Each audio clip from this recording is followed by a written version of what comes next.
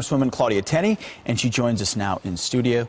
Congresswoman, thanks for being here. Thank you. So a lot of eyes on this launch, a lot of good news, but you say there's some things that you're still not sure about in this tax plan. Overall, Explain. we need tax reform. We desperately need it. It has been 31 years since Reagan rolled out his, historic tax reform.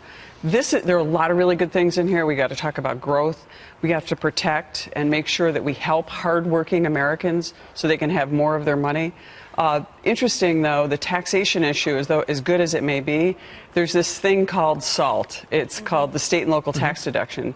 And people like me from high-tax states, especially upstate New York, we have some of the highest property taxes in the nation based on value with our homes, even though the values are low.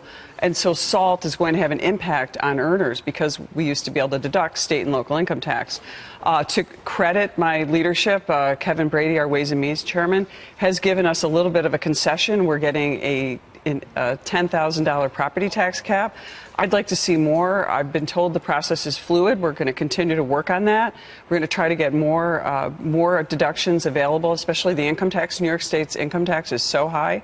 Now, people say, well, you have a high tax state, and so that cost is something that New York State needs to deal with, and I agree 100%. I know exactly how much the New York State Assembly, Governor Cuomo, they do not respect our taxpayers. We pay enormous taxes, some of the highest in the nation. So taking the deductibility away puts New Yorkers at a bit of a disadvantage. I'd like to see some kind of concession on that. That being said, we're doubling the standard deduction. We're getting rid of the AMT. And that's going to be a huge help for taxpayers, especially middle income. I was going to say that there's a lot you like in this bill. And when you look at the specifics in it, it seems to be really focused on that middle income family.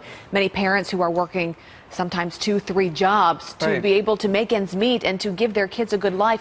Should that be the main talking point for Republicans right now? That is actually the real point, and this is one thing that Donald Trump has brilliantly done on this and his administration. This is a middle-class tax cut, even in my district in New York, because we are doubling, as I said, the doubling the standard deduction, eliminating the alternative minimum tax, starting at a zero tax rate. Increasing the child tax credit tax credits, the child care credit, something I worked on with Ivanka Trump, is really important. I raised my son as a single mom. He's a Marine officer today. I understand working parents and how tough it is, and to need child care and to need reliable child care. So there are a lot of really good things. Dropping the corporate tax rate down significantly to help bring businesses back. As you know, the repatriation of money coming back.